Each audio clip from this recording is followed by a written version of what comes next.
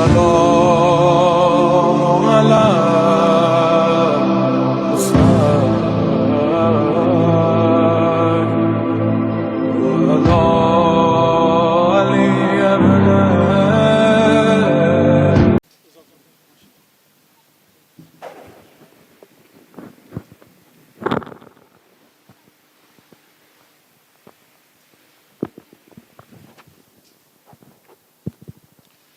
بر حبیب خدا خاتم الانبیاء بآواز بلند صلوات.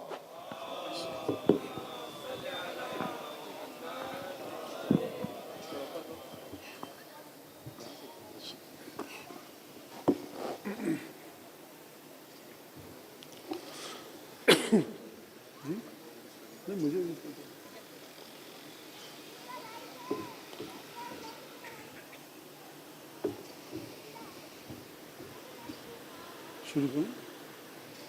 ایک درود بھیج دیں محمد آل محمد.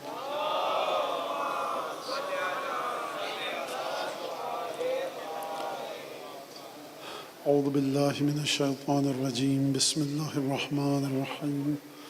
الحمد للہ الذی جعل الحمد مفتاحا لذکرہ وسببا للمزید من فضلہ ودلیلا علی آلائہ وعظمتہ. ثم الصلاة والسلام على عبده وامين وحيه وخاتم رسله سيدنا ومولانا بالقاسم محمد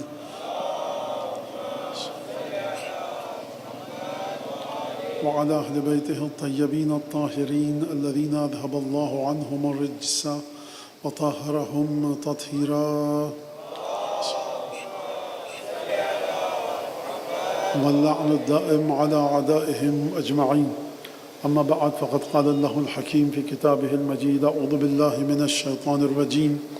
إنما يريد الله ليذهب عنكم رجس أهل البيت ويطهركم تطهيرا.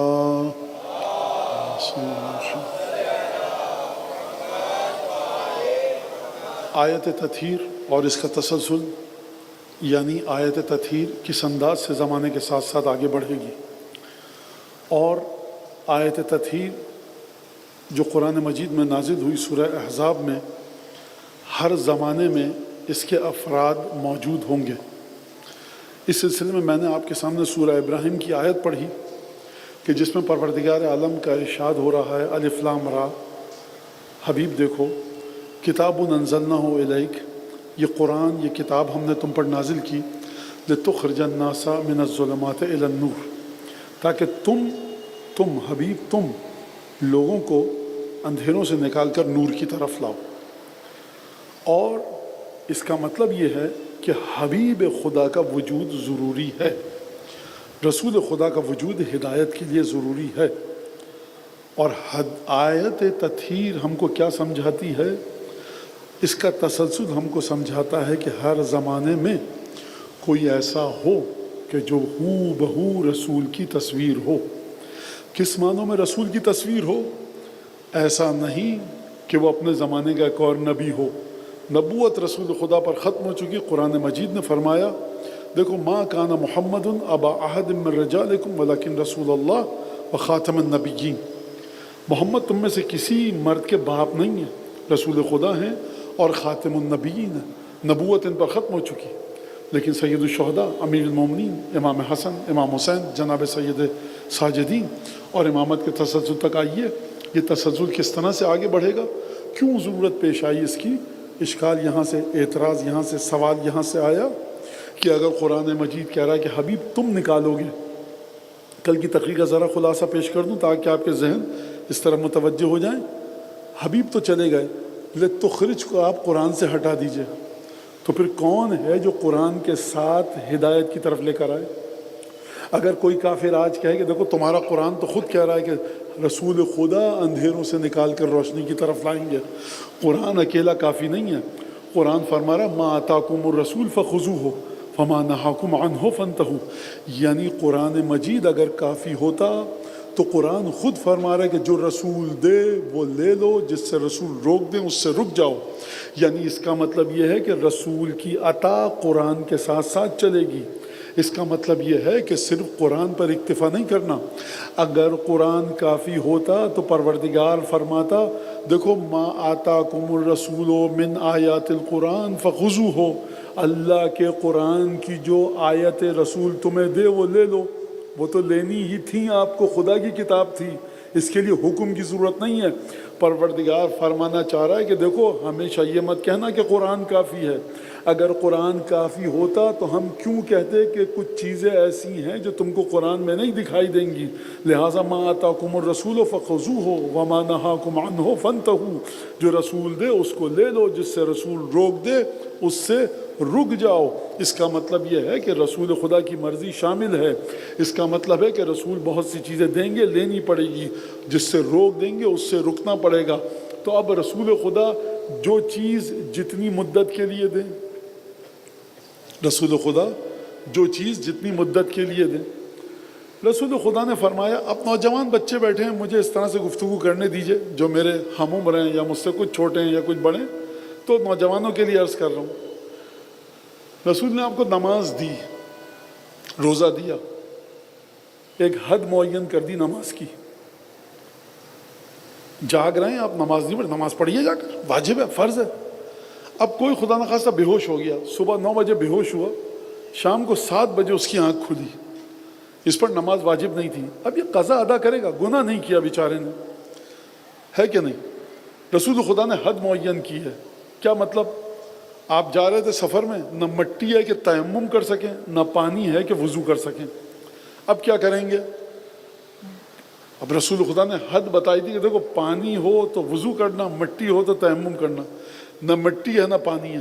اب کوئی چیز آپ اپنی مرضی سے نہیں بنا سکتے. مٹی کے تیل سے میں وضو کر لوں گا، میں ڈیزل سے وضو کر لوں گا، میں شربت سے وضو کر لوں گا، نہیں کر سکتے.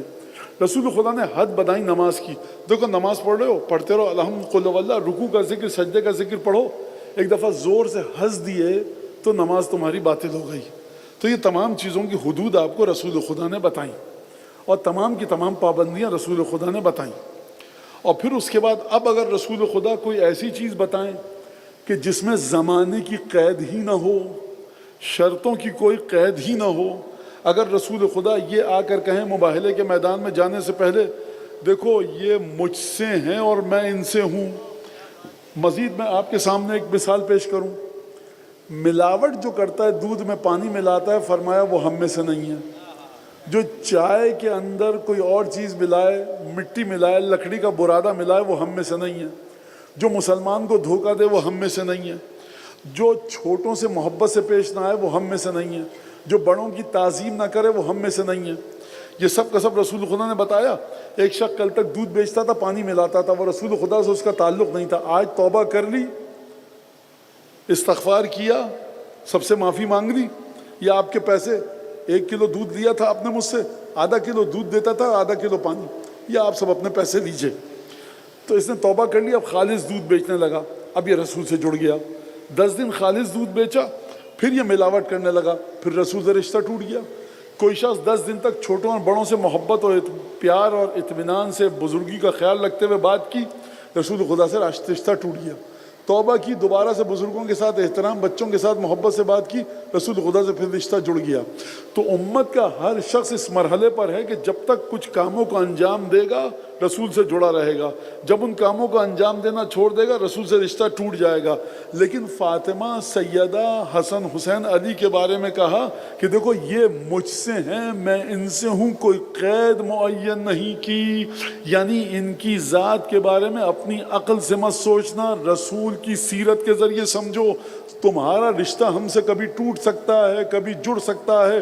یہ چاروں ایسے ہیں کہ ان کا رشتہ اس انداز کا ہے کہ کبھی ہم سے نہیں ٹوٹے گا. کیوں نہیں ٹوٹے گا؟ یہ میرے نور سے بنے ہیں، یہ میرے وجود سے بنے ہیں، یہ میری طینت سے بنے ہیں، یہ میرے نور سے خلق ہوئے ہیں.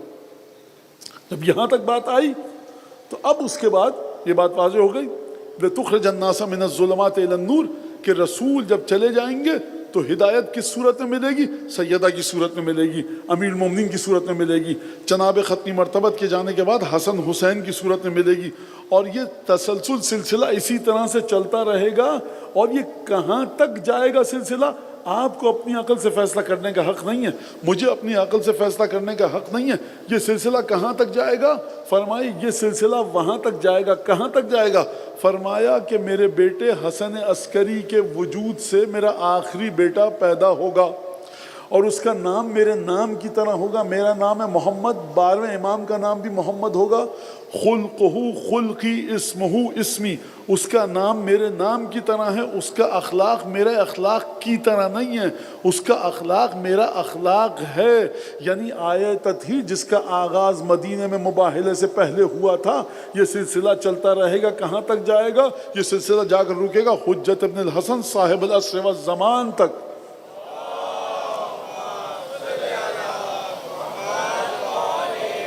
اور یہ سب کے سب تطہیر کے سائے میں پروان چڑھیں گے، یہ سب کے سب تطہیر کے ساتھ آگے بڑھیں گے۔ کس انداز سے؟ کہ جس طرح سے پاک کرنے کا حق ہے اس طرح سے پاک کیا جائے گا۔ اب اگر اہل بیت کے بارے میں گفتگو کی جائے تو خود ختمی مرتبت نے گفتگو فرمائی ہے۔ سب سے پہلی تفسیر طبری لکھی گئی عالم اسلام میں۔ علامہ طبری نے جب آیہ تطہیر کو لکھا تو بعض لوگ جو یہ کہتے ہیں کہ پنجتن کا کوئی وجود نہیں ہے، یہ آپ کے ذہن کی پیدا کردہ ایک چیز ہے ذاتی، اس کا قرآن سے تعلق نہیں ہے، اس کا حدیث سے تعلق نہیں ہے۔ تو سرکار اگر حدیث اور قرآن سے تعلق نہیں ہے، کل کا مجھے ایک جملہ دہرانے دیجئے، اگر قرآن اور حدیث سے تعلق نہیں ہے تو یہ بتائیے کہ آیہ مباہلہ جو نازل ہوئی، مباہلہ ہوا کہ نہیں ہوا؟ اگر ہوا تو عذاب کیوں نہیں آیا؟ اس کا مطلب ہے نہیں ہوا۔ اگر نہیں ہوا تو کس بنیاد پر نہیں ہوا؟ رسول خدا مباہلے کی آیت پر رسول خدا نے عمل کیا کہ نہیں کیا؟ اگر نہیں کیا تو آپ کا کفر لازم آئے گا۔ رسول خدا کے بارے میں کوئی سوچ نہیں سکتا کہ حکم قرآن میں آیا ہو اور رسول نے عمل نہ کیا ہو۔ آیہ مباہلہ نازل ہوئی، رسول خدا کل کی تقریر کہ لے کر چلے حسن حسین سیدہ اور علی ابن ابی طالب کو، اس کا مطلب ہے مباہلہ نہیں ہوا۔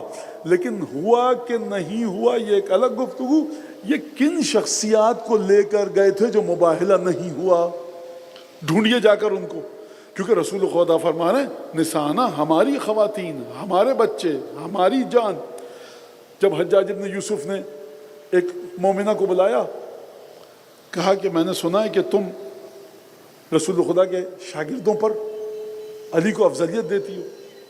رسول خدا کے بڑے عظیم الشان شاگرد گزرے، رسول خدا سے قرآن سیکھا، تفسیر سیکھی، عبادتیں سیکھی، جنگوں میں رسول خدا کے ساتھ رہے صحابہ کرام۔ کہا کہ تم سب سے افضل علی کو مانتی ہو؟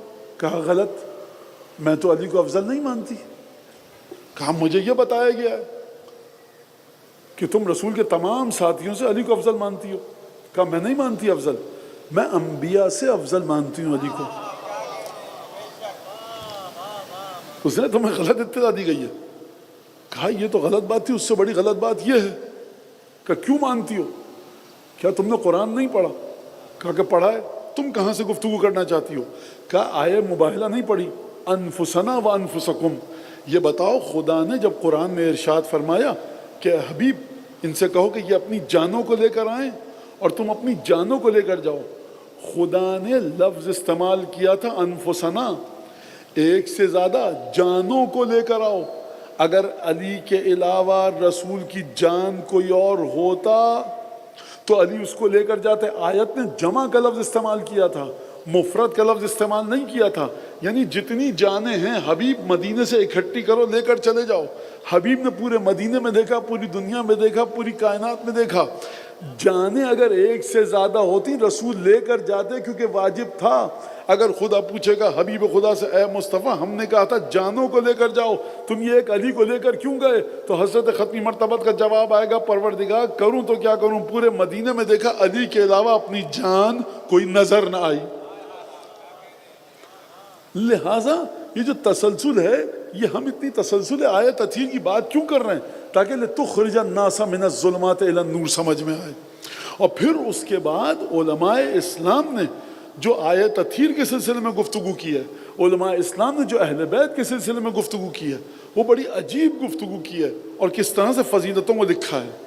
اور پھر ختمی مرتبت کی حدیثیں ہیں ساری، یہ علامہ ہلی کے جملے نہیں ہیں، یہ شیخ مفید کے جملے نہیں ہیں، یہ شیخ طوسی کے جملے نہیں ہیں، یہ خود رسول خدا کی زبان مبارک سے بیان کردہ احادیث ہیں جو علماء نے اپنی کتابوں میں لکھی ہیں۔ اور کس طرح سے بیان کیا. خدا نے پروردگار عالم نے قرآن میں حضرت موسیٰ کے معجزات کو بیان کیا. خدا نے قرآن میں حضرت عیسیٰ کے معجزات کو بیان کیا. خدا نے قرآن میں جناب نوح کا تذکرہ کیا، جناب ہود کا تذکرہ کیا، جناب صالح کا تذکرہ کیا. پروردگار عالم نے قرآن میں بڑے عجیب انداز سے تذکرہ کیا. ہم جناب موسیٰ کے ایک واقعے پر اشارہ کریں، اور اگر انشاءاللہ وقت بچا تو پھر میں جناب نوح کے سلسلے میں گفتگو کروں گا، آپ کے سامنے پیش کروں گا. اس سے پہلے دیکھیے گفتگو خشک ہوگی، ذرا برداشت سے کام لیجیے آپ لوگ، ٹھیک ہے. اور اب بہرحال میں کیا کروں، آپ ذرا سا جس حد تک ہو سکا میں گفتگو کو آسان، سہل اور جاذب اور دلچسپ بنانے کی کوشش کروں گا، تاکہ ہمارے نوجوان بچے خوب غور سے اور دلچسپی کے ساتھ سن سکیں. سوال یہ ہے کہ خداوند تبارک و تعالیٰ نے انبیاء کا ذکر کیوں کیا؟ مجھے تو حضرت عیسیٰ کی شریعت پہ نہیں چلنا، کیوں کیا؟ مجھے حضرت موسیٰ کی شریعت پہ نہیں چلنا، نوح کی شریعت پہ نہیں چلنا، مجھے کسی کی شریعت پہ نہیں چلنا، تو ان کا ذکر کیوں کیا؟ ذکر اس لیے کیا کہ دیکھو یہ تمام کے تمام انبیاء تھے مصطفیٰ سے ادنا.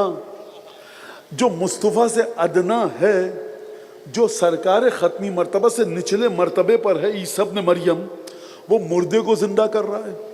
جو ختمی مرتبہ سے نچلے درجے پر نبی ہے نوح، وہ معجزے کے ذریعے جب ہر چیز پانی میں غرق ہو جائے گی اور ڈوب جائے گی، وہ اپنے معجزے کے ذریعے کشتی میں سوار ہو کر سب کی جانوں کو بچا رہا ہے. جو حضرت ختمی مرتبہ سے ادنا اور نچلے درجے پر جناب موسیٰ ہیں، وہ لاٹھی مار رہے ہیں، سمندر میں شگاف آ رہا ہے.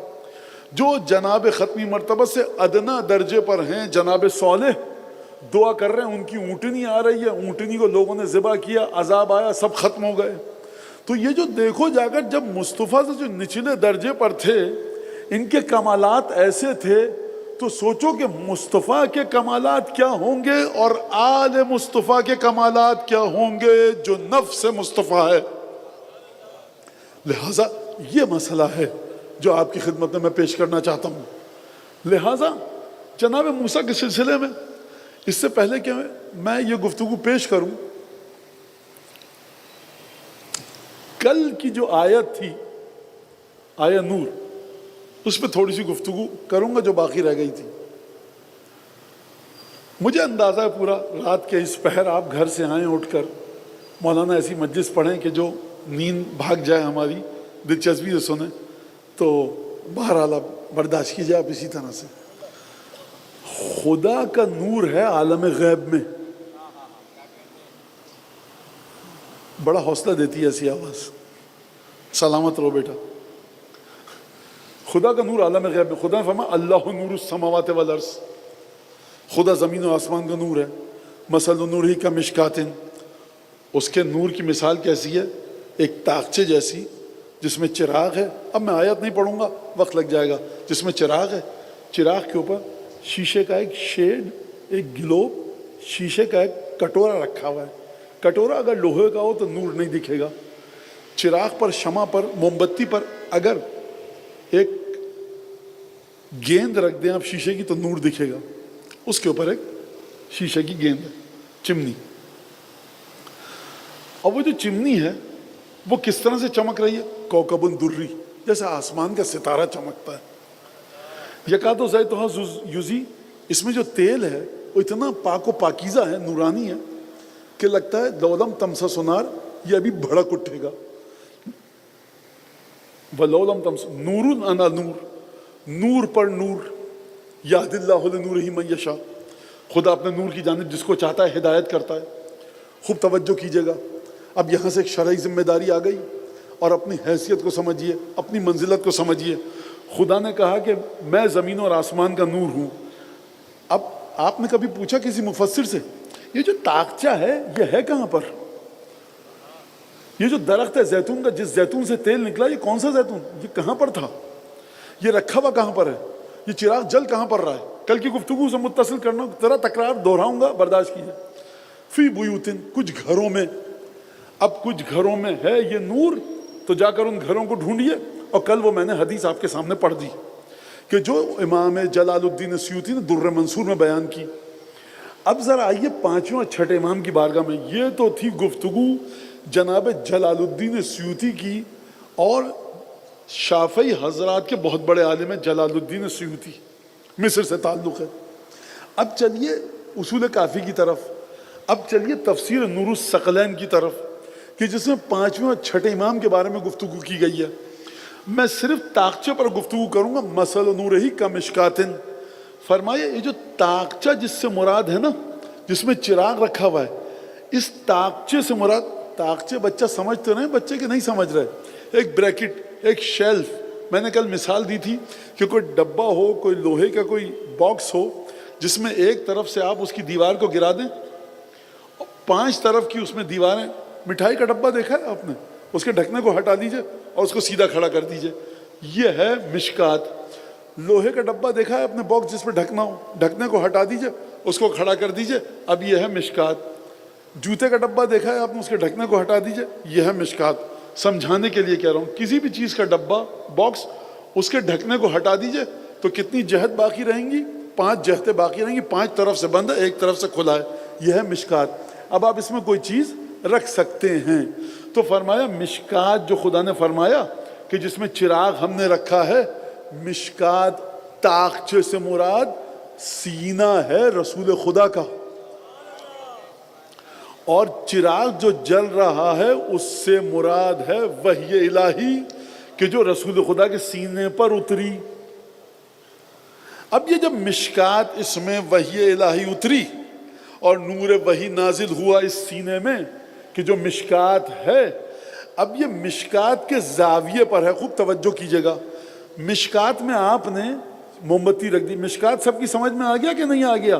جو دیوار میں ایک کھوکھلی جگہ ہو، اب یہ اس مشکات کے اوپر دار و مدار ہے۔ اگر مشکات میں اتنا سا سوراخ ہے تو اتنی سی روشنی نکلے گی، مشکات اگر اس طرف تھوڑا سا ٹیڑھا ہے تو روشنی ادھر جائے گی، مشکات اگر اس طرف ہے تو روشنی ادھر جائے گی۔ لاکھ آپ مشکات کے سامنے کھڑے ہوں، جب تک زاویہ آپ کا مشکات کے سامنے نہیں بنے گا روشنی آپ پر نہیں پڑے گی۔ توجہ فرما رہے ہیں کہ نہیں؟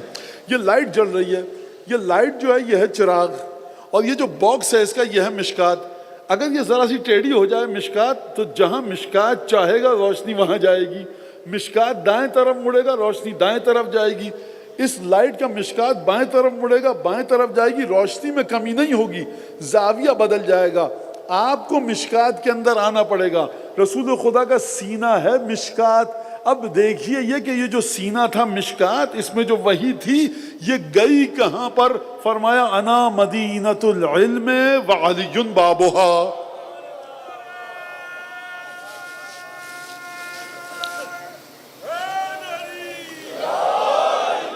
یعنی دیکھو تم نے میرے پیچھے نمازیں پڑھی، تھوڑی سی روشنی پڑی ہے، تم نے مجھ سے قرآن سیکھا، تھوڑی سی روشنی پڑی ہے۔ دیکھو اب میں آپ سے کہہ رہا ہوں، سامنے تو وہ آئے اس روشنی کے جس کے وجود میں رسول خدا کے ساتھ تباین ہو، مشکل لفظ ہے۔ سامنے وہ آئے طاقچے کے جس کا وجود الگ ہو، رسول کا وجود الگ ہو۔ اگر قرآن کہہ رہا ہے کہ علی کا وجود رسول کا وجود ایک ہے، اور رسول خدا یہ کہیں کہ دیکھو انا و علی من شجرۃ واحدہ، میں اور علی ایک ہی درخت سے ہیں، وہ سائر الناس من شجر شتیٰ، تمام لوگ مختلف درختوں سے ہیں، اس کا مطلب ہے کہ یہاں پر علی ابن ابی طالب کو ضرورت نہیں ہے کہ اپنے آپ کو نور رسول خدا کے سامنے لے کر آئے، بلکہ حقیقت وجود علی ابن ابی طالب کا نام ہے رسول خدا کی نورانیت۔ اور اگر آپ یہ کہیں کہ علی ابن ابی طالب نے کس طرح سے چیزوں کو سیکھا تو چل کر نہج البلاغہ پڑھیے، 10 دفعہ آپ کی روایت سن چکے ہیں۔ فرمایا جب میں بچپنے کی کیفیت میں تھا تو رسول خدا مجھے غار حرا میں لے کر جاتے تھے، جب غار حرا میں لے کر جاتے تھے وَكَانَ يَرْفَعُ لِي كُلَّ يَوْمٍ مِّنْ أَخْلَاقِهِ الْكَرِيمِ، رسول خدا ہر روز اپنے کریم اخلاق کا پرچم میرے سامنے نصب کرتے تھے، کہتے تھے علی اس طرح سے یہ کام کرو جو تم اس کو سکھا رہا ہوں۔ جناب امیر المومنین نے کیا فرمایا؟ جب آپ کسی کو سبق دیتے ہیں، کسی ایکسرسائز کا مشق کا حساب پڑھا رہے ہیں، پہلا سبق، پہلا درس، لیسن نمبر 1 بچے کو سکھاتے ہیں، 1 ہفتہ لگتا ہے، 3 دن 4 دن بچہ پریکٹس کرتا ہے، آپ کہتے ہیں اچھی طرح سے آ گیا، سمجھ میں آ گیا، ٹیسٹ لیتے ہیں، اب چلو دوسرے درس پر آؤ، 2-3 دن لگاتے ہیں، پھر چوتھے درس پر آؤ، پھر 5ویں درس پر آؤ. امیر المومنین کیا فرما رہے ہیں؟ ہر روز میرے لیے اپنے اخلاق کا ایک نمونہ مجھے بتاتے تھے اور مجھ سے کہتے تھے کہ اس کے مطابق عمل کرو. جب تک اچھا معلم اس وقت تک اگلا درس نہیں دے گا جب تک کہ پچھلا درس شاگرد نے نہ سیکھا ہو. اخلاق رسول خدا کا. ہر روز علی ابن ابی طالب نے ایک منزل کو طے کیا رسول خدا کے نور کی اور اس مقام پر پہنچے. لہٰذا یہی بات ہے کہ جب 5ویں امام شام کے دربار میں گئے تھے اور ہشام نے کہا تھا کہ آپ تیر چلانا جانتے ہیں. اب مجھے نہیں پتا کہ یہ بچوں کے لیے سناؤں کہ نہیں سناؤں. بہرحال سنا دوں. بچے کہتے ہیں مولانا پورا واقعہ سنایا کریں. یہ میں شاید پچھلے اور اس سے پچھلے سال سنا چکا ہوں لیکن پھر سن لیجئے آپ جلدی جلدی. یہ آیت تطہیر کے ذیل میں امام صادق اور امام باقر پہنچے کئی دن کا سفر طے کر کے شام دمشق ہشام کے دربار میں. کئی دن تک ہشام نے دروازے پر روک کر رکھا اور اندر آنے کی اجازت نہیں دی. یہ بدتمیزی تھی, توہین تھی. اس کے بعد جب داخلہ ہوا تو پھر کہا کہ آپ لوگ یہاں پر تیر اندازی کا مقابلہ ہو رہا ہے, آپ بھی تیر چلائیے. امام نے کہا میں نے بچپن میں بہت کم تیر چلایا تھا, اب میں نے تیر اس کے بعد سے نہیں چلایا. انی لقلیل الرمایا, بہت کم تیر چلایا ہے, یعنی میں نے پریکٹس نہیں کی, مشق نہیں کی. 50 55 56 سال کا ہو چکا ہوں. کہا کہ نہیں اب تو آپ کو تیر چلانا پڑے گا. بادشاہ سمجھا کہ امام کو تیر چلانا نہیں آتا اور امام فرما رہے ہیں کہ بچپن میں تیر چلایا تھا, اب جب تیر چلائیں گے تو تیر دائیں بائیں جائے گا اور پھر سبکی ہوگی, شرمندگی ہوگی اور نعوذ باللہ رسوائی ہوگی. امام نے لیا, کمان میں رکھ کر تیر کو چلے میں رکھ کر کھینچا. تیر سنسناتا ہوا گیا اور نشانے کے بالکل درمیان میں لگا. بادشاہ کے چہرے کا رنگ اتر گیا. کہا اتفاق سے لگ گیا, دوسرا تیر دو. دوسرا تیر امام کو دیا, امام نے دوسرا تیر چلایا. دوسرا تیر پہلے تیر کو چیرتا ہوا پیوست ہوا. کہا یہ بھی اتفاق ہے. کہا نہیں تیسرا تیر دو. امام کو تیسرا تیر دیا گیا. امام نے تیسرا تیر چلایا, وہ پچھلے 2 تیروں کو چیرتا ہوا گیا. بادشاہ کو اطمینان نہیں ہو رہا تھا. 9 تیر دیے امام کو, 9واں تیر 8 تیروں کو چیرتا ہوا جا کر وسط غرض درمیان کے نشانے میں لگا. امام صادق فرماتے ہیں جب ہم داخل ہوئے تھے تو میرے بابا محمد باقر کو نام لے کر بادشاہ نے بلایا تھا. یا محمد, تیر چلانا آتا ہے, بے ادبی تھی بغیر کنیت کے نام لینا. کہا جب یہ دیکھا تو میرے بابا کو کنیت سے کہا یا ابا جعفر آئیے اور میرے دائیں ہاتھ پر تخت کے برابر میں بیٹھیے. کہا آپ کا بیٹا جعفر صادق بھی تیر چلانا جانتا ہے؟ کہا ہم نے کمال کو ورثے میں اپنے بابا سے لیا. کہا یہ کون سا کمال ہے کہ آپ نے ورثے میں بابا سے لیا؟ کہا تم نے قرآن نہیں پڑھا؟ کہا قرآن میں کہاں آپ کی میراث کا تذکرہ ہے؟ کہا تم نے وہ آیت نہیں پڑھی الیوم اکملت لکم دینکم, آج کے دن تمہارے لیے دین کو مکمل کیا. تو یہ تو دین کے مکمل کرنے کی بات ہے, آپ کو نعمت کہاں سے ملی؟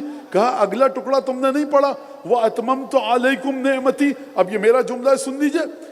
امت کے لیے نعمت الگ انداز سے تمام ہوئی, رسول کے بچوں کے لیے نعمت الگ انداز سے تمام ہوئی. رسول کے بچوں کے لیے نعمت تمام ہوئی کہ ان اولادوں کو تسلسل غدیر میں رکھا گیا. آپ پر نعمت تمام ہوئی کہ تسلسل غدیر کے ماننے والوں میں رکھا گیا. نعمتیں دونوں پر تمام. خوب توجہ کیجیے گا اس بات کے اوپر. امام نے کیا فرمایا؟ ہم کیا پڑھتے ہیں؟ آج نعمت تمام ہوئی مولا کی ولایت کے ذریعے ہم پر. آپ کو مولا کی ولایت ملی. امام باقر کو کیا ملا؟ امام باقر کو وہ ولایت ملی. کہا یہ وہ جو کمال ہمارے بابا کو ملا تھا, ہمارے دادا علی مرتضیٰ کو ملا تھا, کوئی نعمت ایسی نہیں ہے جو ہمارے بابا کے پاس نہ ہو. تیر چلانا بھی اسی نعمت میں سے ہے. ہم نتوارث اصاغرنا اکابرنا, ہمارا ہر بچہ اپنے بڑوں سے ورثے میں پاتا ہے. یہ مت پوچھنا کہ جعفر صادق اتنا چھوٹا ہے, نوجوان ہے, تیر چلانا آتا ہے کہ نہیں. اگر نسل مرتضیٰ سے ہے, اگر نسل تطہیر سے ہے, اگر انما یرید اللہ لیذھب عنکم الرجس اہل البیت سے ہے, ہر وہ کمال جو ہمارے دادا کے پاس تھا ورثے میں ہم کو ملتا ہے. ہم سیکھتے نہیں ہیں. الف زبر آ بے زبر با کے ذریعے ہم نہیں سیکھتے, خود بخود کمال ورثے میں منتقل ہوتا ہے. مولانا یہ بات سمجھ میں نہیں آئی, یہ کیسے منتقل ہوتا ہے؟ چڑیا دیکھی ہے کبھی آپ نے؟ اب تو نظر نہیں آتی کراچی میں, میرے بچپن میں بہت ہوتی. چڑیا کے بچے کو اڑنا کون سکھاتا ہے, آپ یا میں؟ ورنہ چڑیا کا بچہ ہے تو اڑے گا. مچھلی کا بچہ پانی میں اس کا دم گھٹ کیوں نہیں جاتا, کیوں تیرنے لگتا ہے؟ ورنہ مچھلی کا بچہ تیرے گا پانی میں. شہد کی مکھی کو شہد چوسنا کس نے سکھایا, آپ نے یا میں نے؟ مانا یہ تو چوستی ہو. یہ بتائیے کہ شیر کے بچے کو شکار کرنا کس نے سکھایا؟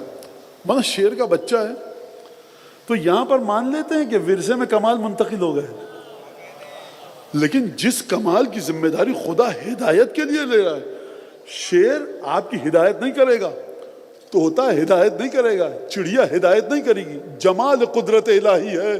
یہ دیکھو چڑیا بن سکھائے بچہ اڑنے لگتا ہے، مچھلی کا بچہ بن سکھائے پانی میں تیرنے لگتا ہے، دم نہیں گھٹتا۔ آل محمد کو تو ہم نے ہدایت کے لیے پیدا کیا، ان کو جب ہم وراثت کے ذریعے کمالات دیں گے تو رتی برابر کمالات میں فرق نہیں ہوگا۔ درود پڑھیے محمد آل محمد۔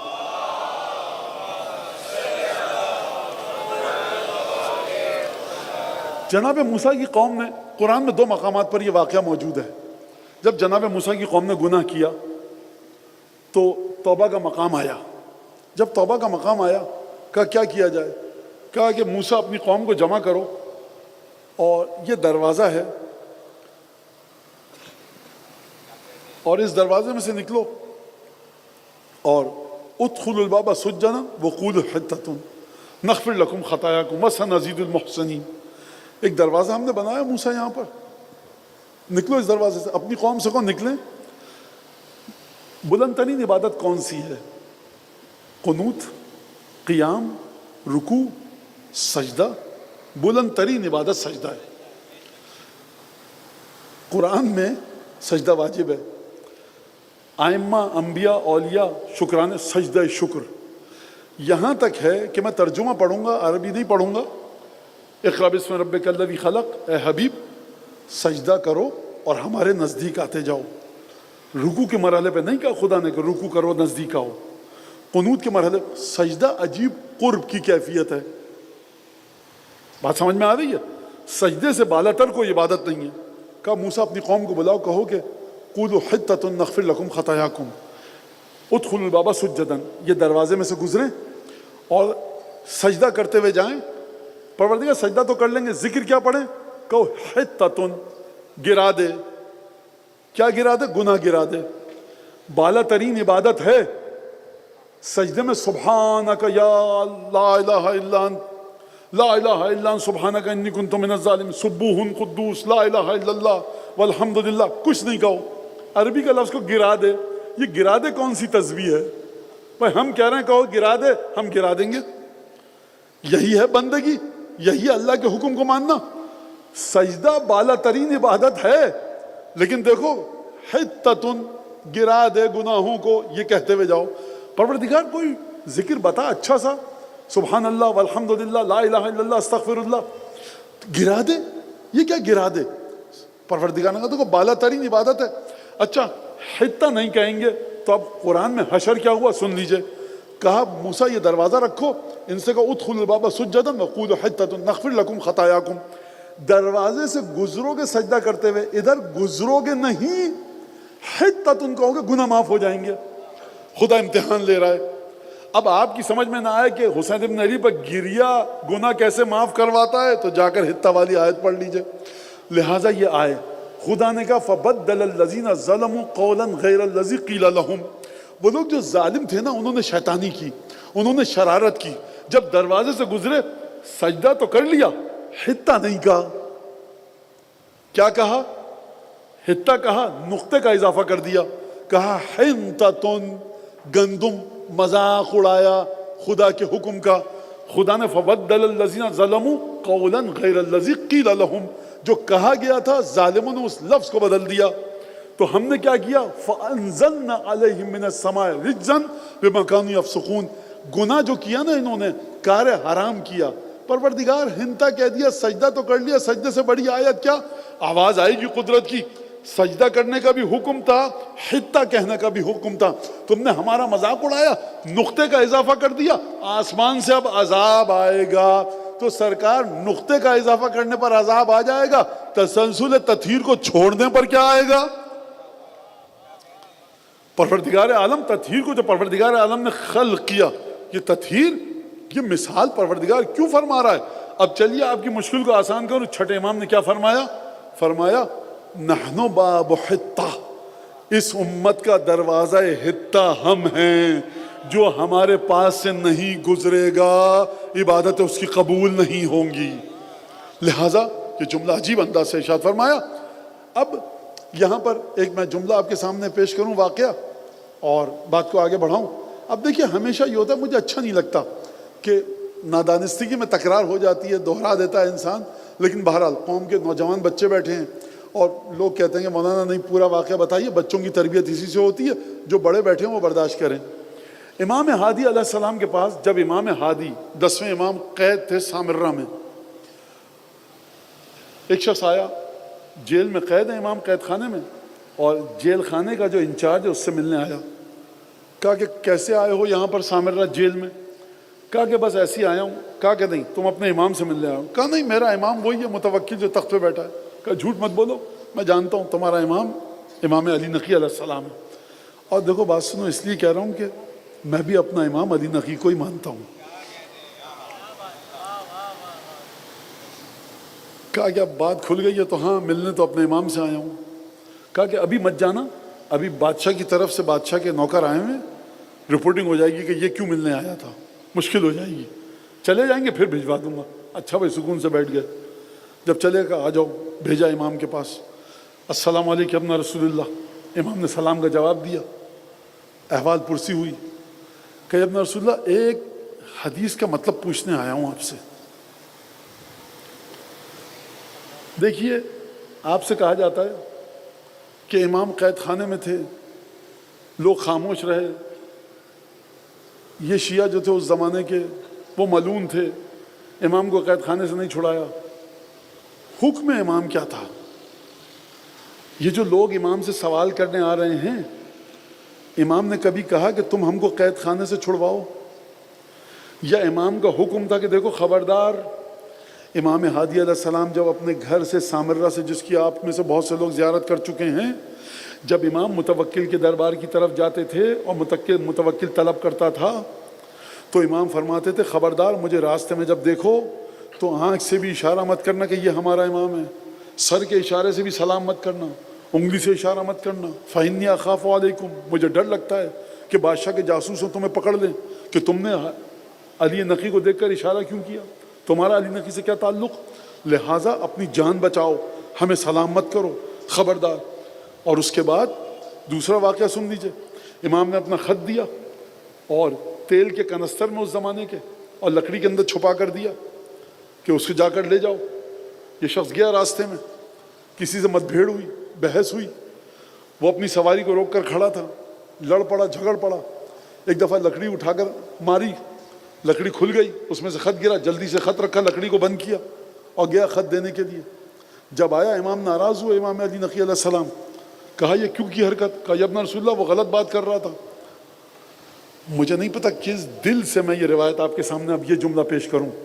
امام نے کہا وہ تو تمہارا رستہ روک کے کھڑا تھا نا، اگر کوئی مجھے رستے میں مجھ پر سب و شتم بھی کرے، سب و شتم کرے جسے ہم کہتے ہیں، اور میں مزید آسان کر دوں، اچھا نہیں لگ رہا لیکن سنیے، 10ویں امام نے کہا مجھے رستے میں کوئی گالی بھی دے، اس کو سمجھا دے، مت بیٹھ جانا، سر جھکا کر گزر جانا۔ اس طرح سے سامرہ میں امامت گزر کر آئی ہے، لہٰذا خوب توجہ کیجیے گا۔ یہ شخص جب قید خانے میں گیا، امام سے پوچھا، یا ابن رسول اللہ ایک روایت پریشان کر رہی ہے، اس کا مطلب پوچھنے آیا ہوں۔ امام کو کہنا چاہیے یہاں پر اشارتاً صریحاً میں قید خانے میں ہوں، 500 1000 2000 لوگ مل کے نہیں آ سکتے، حلہ بولو، دھاوا بولو، حملہ کرو قید خانے پر، مجھے چھڑا لو، کیونکہ 2025-26 میں لوگ کہیں گے جتنے شیعہ تھے سب کے سب ملعون تھے، بیکار تھے، امام کو کیسے نہیں چھڑایا۔ حکم امام کو دیکھیے، جو امام آپ سے مطالبہ کر رہا ہے، جو امام آپ سے چیزیں مانگ رہا ہے، اس کو دیکھیے۔ متوکل نے اپنے زمانے میں سید الشہداء کی قبر پر پانی چھوڑ دیا، اطراف میں کھیتی اگا دی، درخت اگا دیے کہ لوگ نہ آئیں، امام علی نقی علیہ السلام موجود ہیں۔ امام نے کبھی کسی سے کچھ کہا کہ جا کر بادشاہ سے لڑائی کرو، بادشاہ سے ٹکرا جاؤ؟ اگر کہا تو مجھے بتائیے۔ امام نے کیا کیا؟ جامع کبیرہ سکھائی، زیارت کا طریقہ سکھایا، سید الشہداء کی زیارت پر کیسے جاؤ سکھایا، کس طرح سے زندگی گزارو یہ سکھایا۔ امام کا جو حکم ہے اس کے مطابق آپ عمل کیجئے۔ اپنے ذہن سے امام کی سیرت سے احکامات کو مت نکالیے. لہٰذا ایک درود پڑھیے محمد آل محمد پر.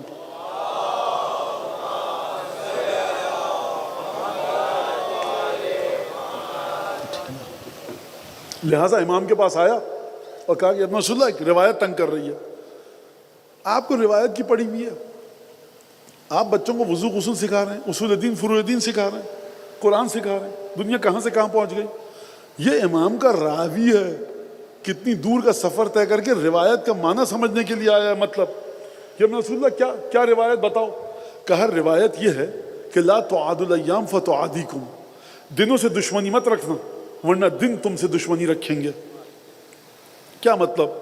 امام نے فرمایا اس کا مطلب وہ نہیں جو تم سمجھ رہے ہو. فرمایا دن ہم ہیں, دن ہم ہیں. کیا مطلب؟ جمعہ کا دن 12ویں امام کے لیے, ہفتے کا دن رسول خدا کے لیے, اتوار کے دن جناب سید امیر المومنین کے لیے, پیر کا دن امام حسن امام حسین کے لیے, اسی طرح سے منگل کا دن امام سجاد امام محمد باقر امام جعفر صادق کے لیے. ہر ہفتے کا دن ہے. ہمارے جد کی مراد یہ ہے کہ ہم دن ہیں. اب میں ذرا گہری بات کرنے والا ہوں. پہلا دن آپ کا کیا تھا؟ پہلے دن کا نام تھا مومنین کے علی بن ابی طالب. یہ دن کتنا طویل تھا؟ 63 برس کی عمر تھی اس دن کی, اور امامت کتنے سال چلی؟ 10 ہجری سے لے کر 40 ہجری تک 30 برس کا دن تھا. امام حسن دوسرا دن تھا. کتنا طویل دن تھا یہ؟ 10 سال کا دن تھا. یہ وہ دن نہیں ہے جو 24 گھنٹے کے ہوتے ہیں.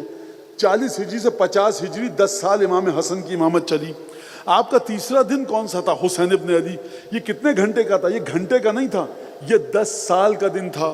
آپ کا چوتھا دن کون سا تھا؟ سید ساجدین. اس دن کی دورانیہ کتنا تھا؟ کتنے گھنٹے کا تھا؟ یہ دن گھنٹوں کے نہیں ہوتے. یہ 60 ہجری سے شروع ہوا, 95 ہجری 35 سال چلا. اس کا اگلا دن کون تھا؟ اس کے اگلے دن کا نام تھا محمد باقر. یہ کتنے دن چلا؟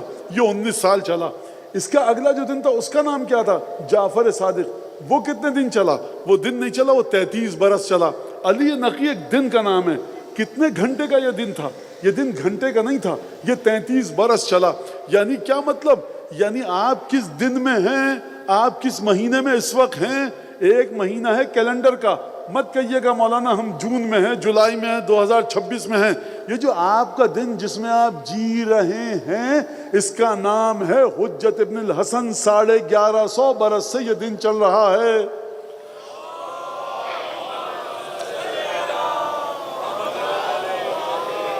جب جون کا مہینہ ہوتا ہے تو نازک کپڑے پہنتے ہیں کہ نہیں پہنتے؟ جنوری دسمبر ہوتا ہے موٹے کپڑے پہنتے ہیں. جب گرمی ہوتی ہے جون جولائی تو ٹھنڈا پانی پیتے ہیں. دسمبر جنوری میں گرم پانی پیتے ہیں. ایسے ہی کرتے ہیں کہ نہیں کرتے؟ یہی سبب ہے کہ دن جس دن میں آپ ہیں تسلسل تطہیر میں, وہ دن ہے حجت ابن الحسن کا. اس دن میں کیا کریں؟ جون جولائی کے حساب سے کپڑے پہنتے ہیں, دسمبر جنوری کے حساب سے کپڑے پہنتے ہیں. یہ ہے زمانہ, یہ دن ہے غیبت کبریٰ کا. اس میں اپنے وجود پر وہ لباس لا دیے جو آپ کو حجت ابن الحسن کے نزدیک کر سکے.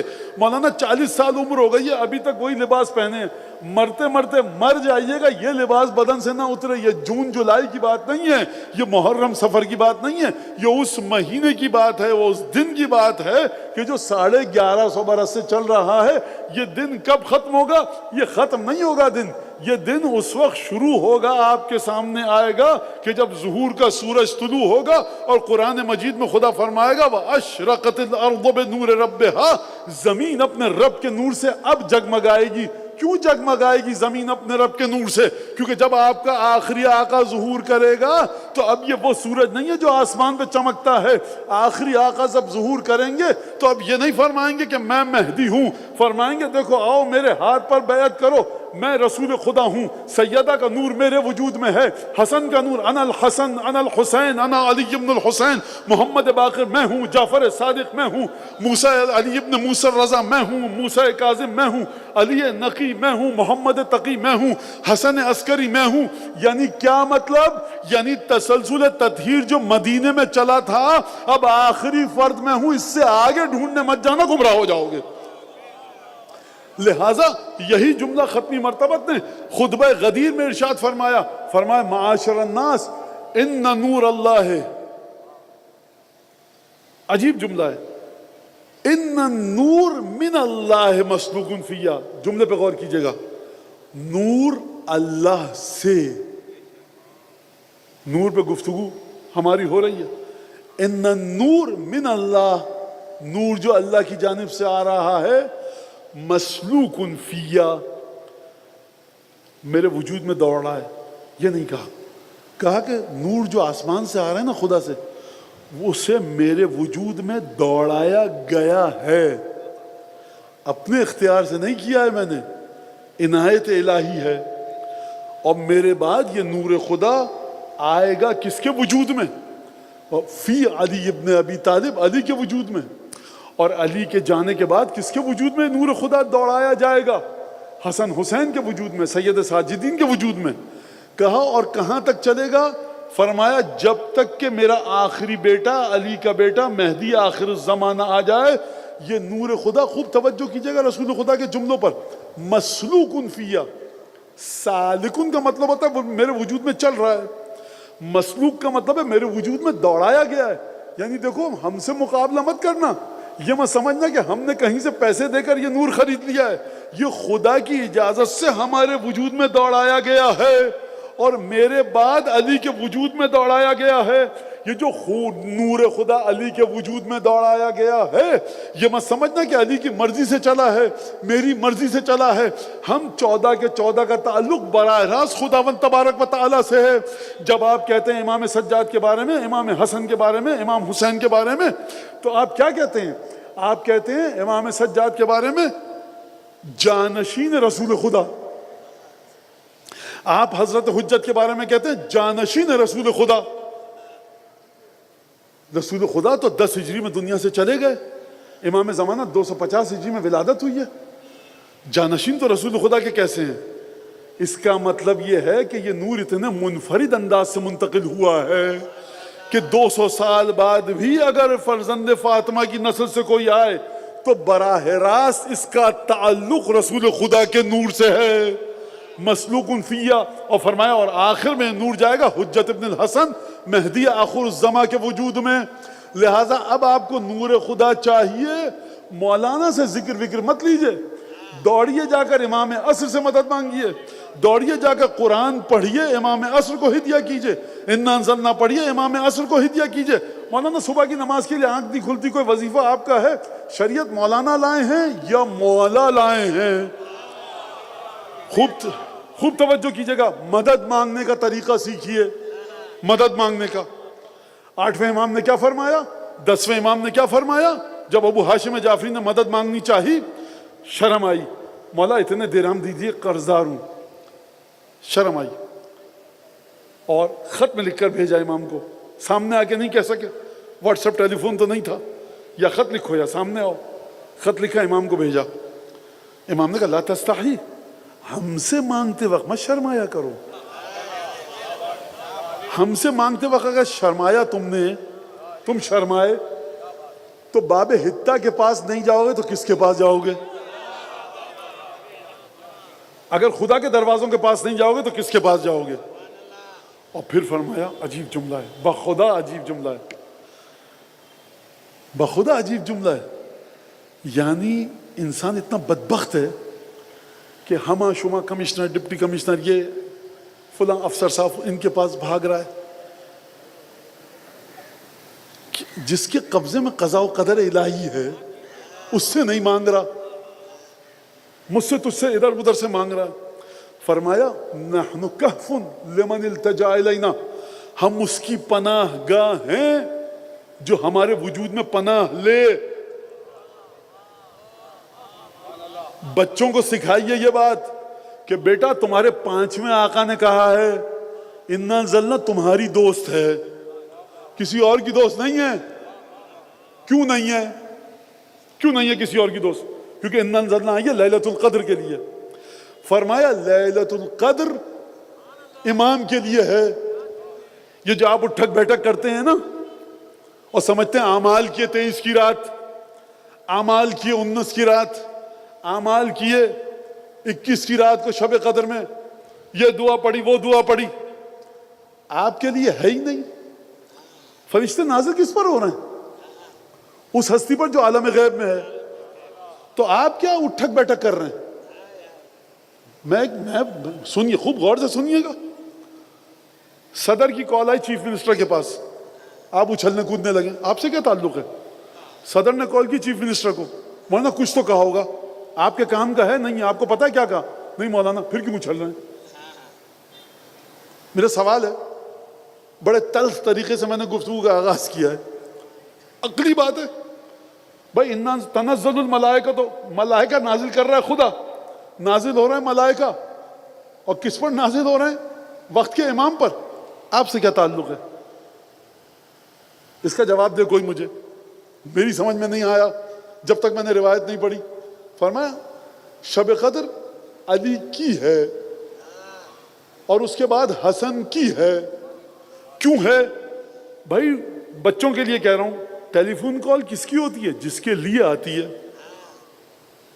اس بھائی کا کسی مومن کا موبائل پڑا تھا، فون کی گھنٹی بجی، آپ نے ریسیو کر لیا. جی کون صاحب؟ میں فلانی. یہ میرے بھائی کا فون آپ کے ہاتھ میں کیا کر رہا ہے؟ وہ پڑا تھا، میں نے اٹھا لیا. فوراً دو میرے بھائی کو. ہے کہاں پر؟ وہ گیا ہوا تھا وضو کرنے باہر، شربت پینے، چائے سبیل پہ، میں نے اٹھا لیا. آپ کو تمیز نہیں ہے؟ دوسرے کا فون تھا، آپ نے اٹھا لیا. آپ سے کیا تعلق ہے اس کال کا، اس میسج کا، اس ٹیکسٹ کا، اس وائس کلپ کا؟ نازل کر رہا ہے خدا، فرشتے ہو رہے ہیں نازل، جا رہے ہیں علی کے پاس، امیر المومنین کے بعد حسن مجتبیٰ، اس کے بعد سبط اصغر، سید ساجدین. یہ 12 پر نازل ہیں. آپ کا تعلق ہے کیا؟ آپ کا تعلق یہ ہے کہ ہم جڑے ہیں ان تمام پیغامات سے کہ جو ہمارے امام پر نازل ہو رہے ہیں، اور آپ کو حکم دیا گیا کہ قرآن سر پر رکھ کر جب تک نہیں پڑھو گے بے علی بے فاطمہ، پروردگار اس ہستی پر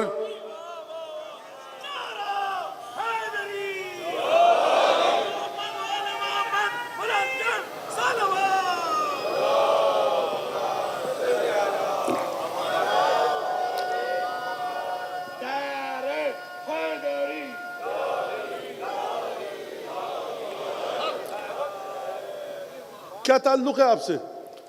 مولانا تعلق یہ ہے، اب بچوں کے لیے اس طرح سے میرا کیا کہوں، ٹیلی فون کال آئی ہے وقت کے امام کے پاس، جناب امیر کے پاس. آپ کیا کہتے ہیں؟ پروردگار یہ قرآن نازل کیا تھا، اِنَّا أَنزَلْنَاهُ فِي لَيْلَةِ الْقَدْرِ، یہ ہے تو نے نازل کیا لیلۃ القدر میں، یہ ہے میرے سر پر. پروردگار سر سے بڑھ کر باعزت کوئی جگہ ہے نہیں، تیری کتاب سے بڑھ کر باعزت کوئی کتاب ہے نہیں، میرے سر سے بڑھ کر میرے وجود میں کوئی باعزت جگہ نہیں ہے. یہی پیشانی تیرے لیے سجدے میں سجدگاہ پر لگاتا ہوں، اس کے بھی اوپر میں نے تیری کتاب کو رکھا ہے. اب کیا کرو؟ اب کہو بیکا یا اللہ، پروردگار تیرے وسیلے سے تجھ سے مانگ رہا ہوں. جب خدا سے مانگ لیا، توحید تو پوری بتا دی. یہ بتاؤ توحید وہی ہے جو ہم کو پسند ہے یا توحید وہ ہے جو ابلیس کو پسند ہے؟ بھائی امام حسین کی محبت میں پڑھ کر خدا کو نہیں بھول جائیے گا. جب ماتم کر رہے ہوتے ہیں تو قربت السلام، پروردگار ماتم کرتا ہوں امام حسین کے لیے تیری خوشنودی قربت الی اللہ. مانا 3 ہاتھ مارے تھے سینے پر، 2 جو ہاتھ مارے اس میں امام حسین کی طرف ذہن چلا گیا تھا، خدا کی طرف نہیں تھا. تو امام حسین کی محبت میں اتنا آگے مت بڑھ جائیے کہ خدا کو بھول جائیں. یہ باتیں آپ سنتے ہیں. سرکار مولا فرما رہے ہیں احب اللہ من احب حسینہ، خدا اس سے محبت کرتا ہے جو حسین سے محبت کرے.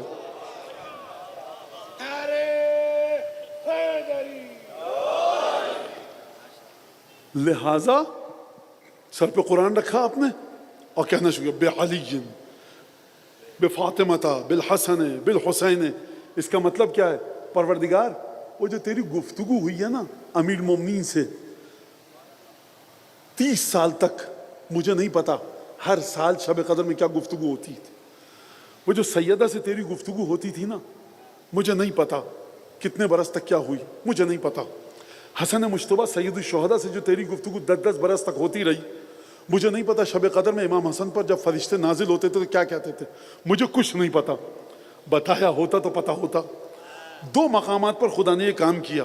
ایک شب قدر میں نہیں بتایا کہ فرشتے نازل ہوتے ہیں تو کیا کرتے ہیں، اور دوسرا جب حسن حسین کے جد بزرگوار علی ابن ابی طالب کے بڑے بھائی والد بزرگوار سیدہ کے عالم غیب میں جب معراج پر گئے تھے نا، اور غیب میں جانے کے بعد خدا نے قرآن میں وَالنَّجْمِ اِذَا هَوَى مَا ضَلَّ صَاحِبُكُمْ وَمَا غَوَى، جب یہ آیت بھیجی، سورہ نازل کیا، تو فرمایا اوحا الی عبدہ ما اوحا، اللہ نے اپنے حبیب کو وہ پیغام دے دیا جو دینا تھا۔ پروردگار، خوب توجہ کیجئے گا، خوب توجہ کیجئے گا، وراثت پنجتن کو سمجھیے، وراثت امامت کو سمجھیے۔ اپنے امام جس کی چادر پہ بیٹھے ہو نا، دری پر، اس کی عظمت کو سمجھو۔ مردے کا ماتم کرنے نہیں آئے، اس کے لیے رونے آئے ہو کہ قضاء و قدر جس کے دست قدرت میں ہے، اس کا ماتم کرنے آئے جو تمہاری قسمتوں کو درست کر سکتا ہے۔ خوب توجہ کرنا۔ مجھے نہیں پتا کہ میں یہ بات منتقل کر پاؤں گا یا نہیں۔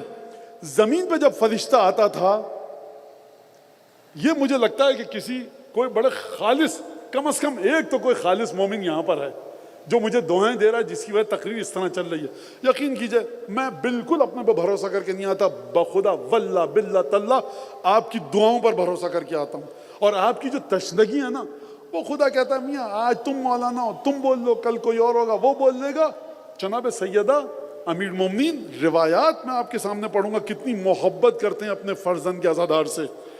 یہ جو محبت اگر آپ کو پتہ لگ جائے، مصائب امام حسین کے چھوڑ دیجئے، محبت اگر آپ کو پتہ لگ جائے کہ جناب سیدہ اپنے بیٹے کے عزاداروں سے کتنی محبت کرتی، بخدا گریہ تھمنے کا نام نہیں لے گا۔ کیا احسان ہے، حیثیت کیا، حقیقت کیا ہے۔ خیر جلدی سے چلیے اور مصائب کی طرف جاؤں میں۔ زمین پر جبریل آتے تھے، خوب توجہ کرنا عزیزوں، چندہ میرا بہت بچوں کو دیکھ رہا ہوں، غور سے توجہ کرنا۔ سمجھو علی مرتضیٰ یعنی کیا، سمجھو سید الشہداء یعنی کیا۔ نو کے نیزہ پہ قرآن پڑھا، یہ تمہارے لیے بڑی بات ہے حسین ابن علی۔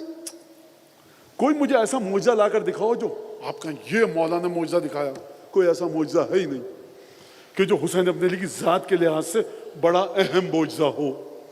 کسی چیز میں اتنی طاقت ہی نہیں ہے کہ حسین ابن علی کی ولایت کی وسعت کو دکھا سکے۔ زمین پر جب فرشتہ آ رہا ہے تو کانوں میں چپکے سے قلب پر، اب وہ کس طرح سے نازل ہوتا تھا قرآن مجھے نہیں پتا، نازل کر کے جا رہا ہے۔ اگر ہم محفل میں رسول خدا کی ہوتے، فرشتہ آتا بتا کے چلا جاتا، آپ کو پتہ نہیں چلتا، بے فکر رہیے، نہیں سمجھ میں آتا۔ رسول خدا معراج میں گئے، پروردگار وہاں تو کھل کے بات کر لے، وہاں بھی خدا نے فرشتوں کو کانوں کان خبر نہیں ہونے دی، اپنے حبیب کو پیغام پہنچایا۔ وہ جو فرشتوں کو بھی کانوں کان خبر نہیں ہے نا، اس کا نچوڑ ہے آیہ مباہلہ، اس کا نچوڑ ہے آیہ تطہیر، اس کا نچوڑ ہے سیدہ کی عصمت، اس کا نچوڑ ہے حسین ابن علی اور حسن مجتبیٰ۔ لہذا خوب توجہ کیجئے گا اس بات کے اوپر، یہ مرحلہ ہے۔ تو کیا کہتے ہیں آپ قرآن سر پہ رکھ کر، بعلی بموسیٰ ابن جعفر، بعلی ابن موسیٰ، بمحمد ابن علی، بعلی ابن محمد، بالحسن بالحجت، کیا کرتے ہیں پروردگار مجھے نہیں پتا، یہ جو 12-14 کا نام لے رہا ہوں نا، مجھے نہیں پتا شب قدر میں ان پہ کیا تو نے پیغام بھیجے، کیونکہ میرا علم سمجھ ہی نہیں سکتا، لیکن پروردگار یہ تجھ سے چاہتا ہوں، ان سے ضرور محبت کرتا ہوں، جب بھی تیرا پیغام ان کے پاس آئے نا اب شب قدر کو، مجھے ضرور کہیں نہ کہیں رکھنا۔ کس طرح سے رکھنا؟ حکم ہے، دعا ہے، روایت ہے۔ شب قدر میں اعمال کر لیے 23 کی رات، اب کیا کرو؟ اب اس کو یاد کرو جو پردہ غیبت میں ہے۔ کس کو یاد کرو؟ 12ویں آقا کو۔ اب جتنا وقت ہے نا، اللہم کل ولیک الحجۃ ابن الحسن صلواتک علیہ وعلی آبائہ فی ہذہ الساعۃ وفی کل ساعۃ۔ پڑھ لیا مولانا صاحب، پڑھ لیا، دوبارہ پڑھو مولانا، 2 دفعہ پڑھ لیا، 3 دفعہ پڑھ لیا، جب تک وقت ہے پڑھتے رہو مولانا۔ کیوں؟ کیونکہ فرشتے تمہارے اسی امام پر نازل ہو رہے ہیں جس کا ذکر تم کر رہے ہو۔ سیدہ کی اولاد کی ایک عادت ہے، یہ کسی کا احسان رکھتے نہیں ہیں۔ یہ جب فرشتے نازل ہو رہے ہیں نا تمہارے وقت کے امام پر، اور تم اللہم کل ولی کے ذریعے اپنے امام کو یاد کر رہے ہو، تو یہ ہو نہیں سکتا کہ تم اپنے امام کو یاد کرو، تمہارا امام تمہیں یاد نہ کرے۔ یاد رکھنا، مصیبت میں امام سے مدد مانگنا سیکھو۔ یہ ہم مولوی لوگ تمہارا کوئی مسئلہ حل نہیں کر سکتے، یاد رکھنا۔ یہ لاکھ بلند بانگ دعوے کر لیں، یہ کراچی کی تمام بیواؤں کو 10 کلو آٹے کا وعدہ نہیں دے سکتے، یہ دنیا کے مسائل مولانا صاحبان صحیح کریں گے؟ یہ یتیم بچوں کو یہ نہیں کہہ سکتے بیٹا جب بھی سر کا درد ہو فون کرنا پیراسٹامول دے دوں گا، یہ کراچی کے بچوں کے لیے یہ نہیں کر سکتے۔ مانگو مدد، یہ مولاناؤں کے چکر میں مت پڑو، میں خود مولوی ہوں اس لیے کہہ رہا ہوں، نہیں ڈر رہا، کوئی بیچارہ اور کہتا تو ڈرتا۔ مدد مانگنا سیکھو حجت ابن الحسن سے، مولا راستہ آپ کھولیے، مدد آپ فراہم کیجئے۔ بہت سے چہروں کو برائی کے آثار نظر آئیں، تل لگی یہ بات، مانو اس بات کو۔ حجت ابن الحسن کی طاقت کے آگے کسی کی طاقت ہے؟ مسئلہ پوچھئے، نماز پڑھیے، قرآن سیکھیے اور بات کو ختم کیجئے۔ اس سے آگے مولانا صاحبان کچھ نہیں کر سکتے۔ میں نے مثال آپ کو دے دی، جو 10 کلو آٹے کا وعدہ نہ دے سکے شہر کی بیواؤں کو، شہر کے یتیم بچوں کو، جو تعلیم، روٹی، کپڑا، مکان کا وعدہ نہ دے سکے، آپ ہم مولویوں سے توقع رکھتے ہیں کہ ہم آپ کے مسائل حل کریں گے؟ لو لگائیے وقت کے امام سے۔ بہت زحمت دی آپ کو، صلی اللہ علیہ یا ابا عبداللہ، صلی اللہ علیہ یا ابن رسول اللہ، صلی اللہ علیہ یا مظلوم، صلی اللہ علیہ ورحمۃ اللہ وبرکاتہ۔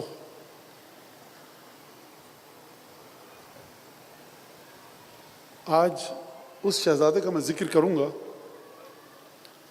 کہ جس کی شہادت کا ایک پہلو حسین ابن علی سے بہت ملتا ہے۔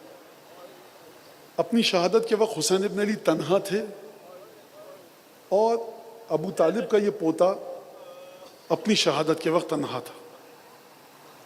خط دے کر بھیجا سید الشہداء نے مسلم کو، یا اہل الکوفہ قد بعثت الیکم اخی وابن عمی ورجلا من اہل بیتی، اے کوفے والوں میں نے اپنے بھائی کو تم تک بھیجا، با اعتماد بھائی ہے، اہل بیت سے ہے۔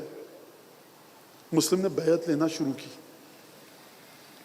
نیمہ شعبان کو مکے سے نکلے اور رمضان المبارک کے مہینے میں کوفے پہنچے۔ 11 ذیقات کو خط لکھا امام حسین کو کہ مولا آپ کوفے آ جائیے، کوفے والے آپ کی میزبانی کے لیے تیار ہیں۔ اور 9 ذی الحج کو مسلم شہید ہو گئے۔ افواہ پھیلا دی گئی کہ شام سے فوجیں آ چکی ہیں، جو مسلم کی حمایت کرے گا فوجیں اس کو قتل کر دیں گی۔ خواتین آتی تھیں، کوئی اپنے بھائی کا ہاتھ پکڑ کے لے کے جاتی تھی، کوئی اپنے شوہر کا، کوئی بیٹے کا، کوئی باپ کا۔ مسلم نے جب مغرب کی نماز پڑھانی شروع کی تھی مسجد کوفہ میں تو کئی ہزار لوگ تھے۔ جب عشاء کی نماز ختم کی تو انگشت شمار لوگ رہ گئے۔ ایک دفعہ مسلم مسجد کوفہ سے نکلے اور کہا اب تم بھی اپنے اپنے گھروں کو چلے جاؤ، مسلم کو تمہاری ضرورت نہیں ہے۔ بھوکا پیاسا حسین کا سفیر کوفے کی گلیوں میں۔ ایک دفعہ جب تھک گئے، سمجھ میں نہ آیا مسلم کہ اب میں جاؤں تو کہاں جاؤں، دروازے بند ہو چکے ہیں کوفے کے، مسلم باہر نکل نہیں سکتے، مسلم کسی کے گھر نہیں جا سکتے تھے۔ جس چاہنے والے کے گھر بھی جاتے سب کو پتا تھا یہ چاہنے والا حسین کا ہے، سب سے پہلے عبید اللہ وہاں آتا، اس چاہنے والے پر مصیبت آتی۔ مسلم کوفے کی گلی میں چبوترے پر بیٹھ گئے۔ ایک مومنہ طوعا گھر سے باہر نکلی، اپنے بیٹے کا انتظار کر رہی تھی۔ دیکھا ایک مرد 54-55 سال کا، 50 سال کا چبوترے پر بیٹھا ہے۔ کہا اے شخص تو یہاں کیوں بیٹھا ہے؟ اکیلی خاتون ہوں، نامحرم ہے، میری ڈیوڑی پر نہ بیٹھ۔ کہا کہ میں مسافر ہوں، تھوڑی دیر سستا کر چلا جاؤں گا۔ کہا کہ تجھے نہیں پتا کوفہ پورا آشوب ہے، حالات خراب ہیں، کس نے کہا تھا کہ تو اس شہر میں آ؟ کہا کہ اب مسلم نے جو جواب دیا، کہا میں اس گھرانے سے ہوں کہ جس کی مودت کو خدا نے قرآن میں واجب کیا۔ اب طوعا نے جب یہ سنا تو ذرا گھبرائی، کہا مزید تعارف کرائیے گا۔ مسلم نے کہا کہ میں مسلم ابن عقیل ہوں، فرزند رسول خدا کا سفیر ہوں۔ جیسے ہی مومنہ نے یہ جملہ سنا، ایک دفعہ دروازے پاٹو پاٹ کھولے، کہا مولا البیت بیتک، آپ کا گھر ہے، آپ کی کنیز نوکرانی جو خدمت ہو بتائیے۔ ایک حجرے میں لے کر گئی، آرام کا سامان فراہم کیا، بچھونا، تکیہ۔ اور اس کے بار بار جاتی تھی پوچھنے، مولا کوئی کام ہے تو بتائیے، پانی لاؤں، غذا لاؤں، روٹیاں پکا دوں، کھانا دے دوں، بھوکے ہیں آپ، پیاسے ہیں۔ ایک دفعہ اس کا بیٹا گھر میں آیا، بار بار جاتی تھی پوچھنے کے لیے مسلم سے۔ دیکھیے ادب ہے خانوادہ رسالت کا۔ دو خواتین ہیں ایسی ہماریاں جو بڑی عظیم ہیں، اولاد سیدہ سے نہیں ہیں، ایک نیشاپور کی شتیتا اور دوسری کوفے کی طوعا۔ یہ خواتین، شتیتا کا تو خمس امام موسیٰ کاظم نے خود وصول کیا، غریب عورت ہے شتیتا، 2-3 سکے بھجوائے خمس کے اور اتنا سا ایک کپڑا بھجوایا۔ جب خمس لانے والا بھول گیا تو امام نے، 7ویں امام نے کہا تم نے سارے خمس تو دے دیا، شتیتا کا خمس بھی دو۔ شرمایا تھا یہ دینے سے، اور امام نے فرمایا شتیتا سے جا کر کہنا جتنے خلوص سے اس نے خمس بھجوایا ہے اس کے جنازے پہ میں آؤں گا۔ کیا صلی اللہ علیہ ابا عبداللہ۔ اس کا بیٹا آیا، بیٹھ گیا، تھکا ہارا آیا تھا۔ جانتے ہیں کہاں سے آیا تھا؟ مسلم کو ڈھونڈ رہا تھا کہ گرفتار کر کے عبید اللہ کو دوں، سر کاٹ کے انعام لے لوں۔ اس نے کئی دفعہ آہٹ سنی، کہا کیا ہے کمرے میں؟ کہا کوئی خاص بات نہیں ہے۔ اس نے دیکھا اسی کمرے میں میری ماں جا رہی ہے، تو جب اس کی ماں چلی گئی تو چپکے سے اس کمرے میں گیا، دیوار کو ٹٹولتا ہوا۔ جناب مسلم نے پوچھا آنے والا کون؟ کہا میں گھر کا مالک ہوں، تم کون ہو؟ کہا میں مسلم ابن عقیل ہوں۔ کہا خوشخبری، میں تمہیں پورے کوفے میں ڈھونڈ رہا تھا، امیر نے تمہارے سر پر انعام رکھا ہوا ہے۔ یہ خاتون مومنہ آئی، قسمیں دی، شدید قسمیں، رسول خدا کی، جناب سیدہ کی، امیر المومنین کی۔ دیکھو خانوادہ نبوت سے ہے، دیکھو میرے مولا کا سفیر ہے، شکایت مت کرنا، قتل ہو گیا، سیدہ کو کیا منہ دکھائیں گے، رسول خدا کو کیا منہ دکھائیں گے۔ بات کو نہ مانا، چلا گیا شکایت کرنے۔ اچانک گلی سے گھوڑوں کی ٹاپوں کی آواز آئی۔ یہ مومنہ مسلم کے پاس گئی، کہا کہ مولا گلی میں گھوڑوں کی ٹاپوں کی آواز آ رہی ہے، میری درخواست یہ ہے کہ گھر سے باہر نہ جائیے گا، آپ کی جان کو خطرہ ہے۔ اب اس جملے کو آپ شام غریبہ سے متصل کیجئے جو اب کہہ رہا ہوں۔ مسلم نے جواب دیا کہ مجھے گوارا نہیں ہے کہ میری وجہ سے کسی مومنہ کو نقصان پہنچے۔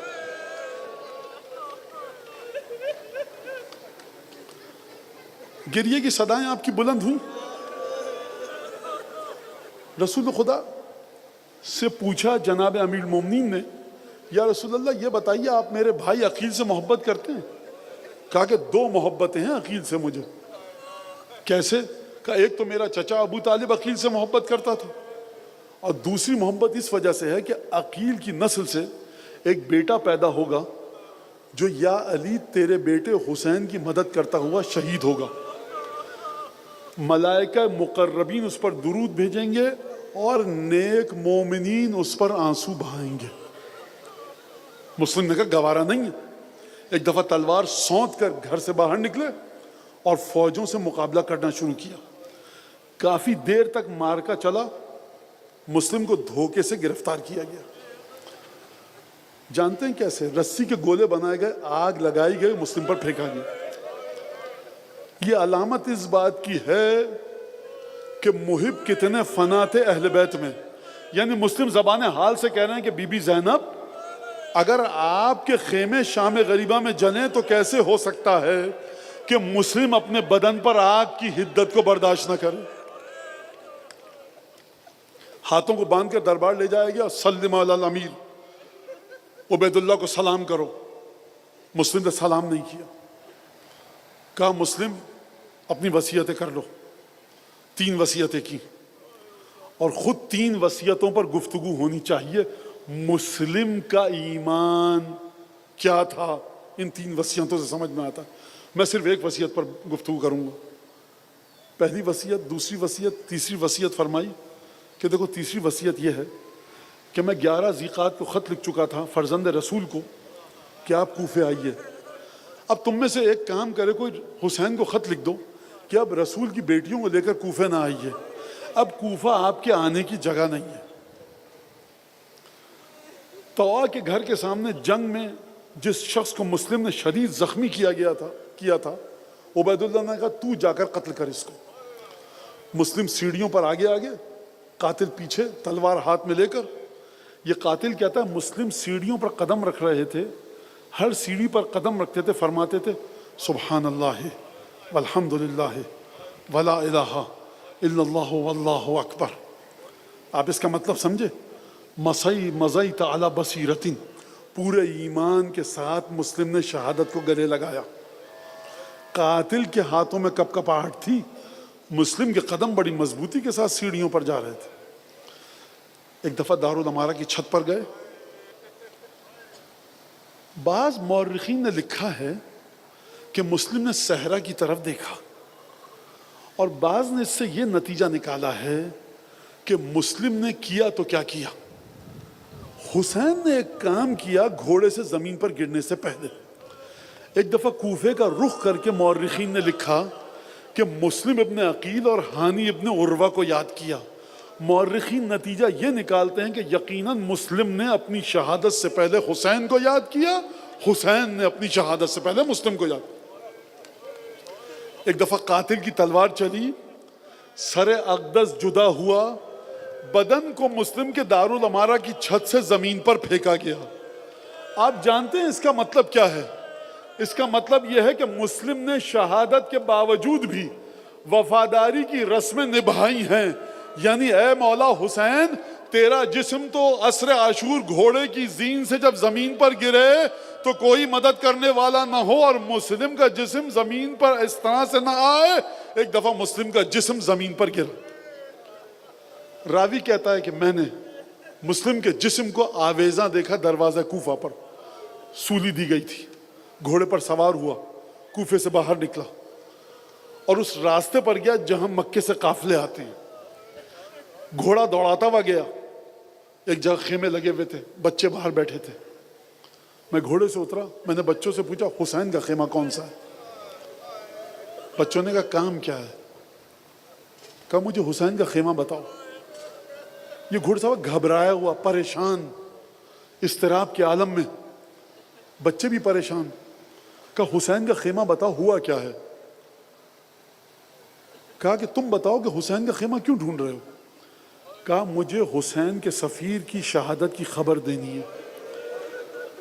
بچوں نے جیسے ہی سنا ایک گریے کا عالم طاری ہوا. ایک بچی ان بچوں کے ساتھ بیٹھی تھی، وہ چیخ مار کے گر گئی. بچوں نے کہا تو نے کیا غضب کیا؟ یہ مسلم کی بیٹی تھی. آپ جانتے ہیں نا یہ کون ہے؟ یہ امیر المومنین کی نواسی ہے، یہ امام حسین کی بھانجی ہے، یہ جناب زینب کی بھانجی ہے.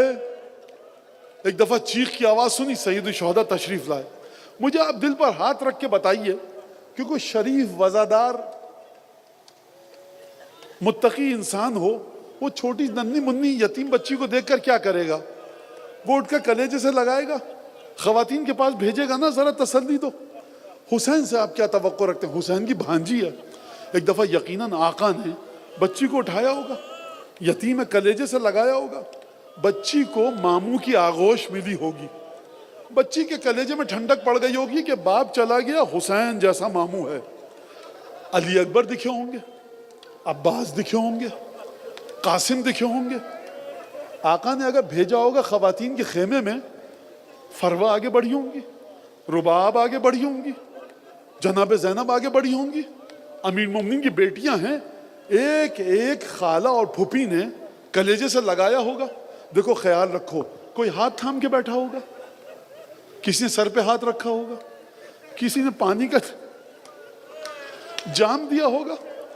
میں دونوں ہاتھوں کو چھوڑ کے جناب ابو طالب علیہ السلام کی خدمت میں ایک بات کہوں گا، فاطمہ بنت اسد کی خدمت میں ایک بات کہوں گا. میں کہوں گا اے ابو طالب، مسلم کی یتیم بیٹی آپ کی پوتی تھی، کتنی عزت ملی، حسین کی آغوش ملی. میں کہوں گا اے جناب ابو طالب، فاطمہ بنت اسد، کیا سکینہ آپ کی پوتی نہ تھی؟ کیا رقیہ آپ کی پوتی نہ تھی؟ مسلم کی یتیمہ کو حسین کی آغوش ملی، مسلم کی یتیمہ کو حسین کی باہیں ملی. لیکن افسوس ہے حسین کی یتیم بچی سکینہ، کبھی شمر کے تماچے ہیں، کبھی کردے کے دامن میں آگ لگی ہے۔ مسلم کی یتیمہ کو کبھی عباس اپنے پاس بلاتے ہوں گے، علی اکبر سر پر ہاتھ رکھتے ہوں گے، فروا اور رباب تسلی دیتی ہوں گی۔ حسین کی یتیم بچی ہے، کوئی پناہ نہیں ہے، پکار رہی ہے چچا عباس مدد کو آؤ بابا مدد۔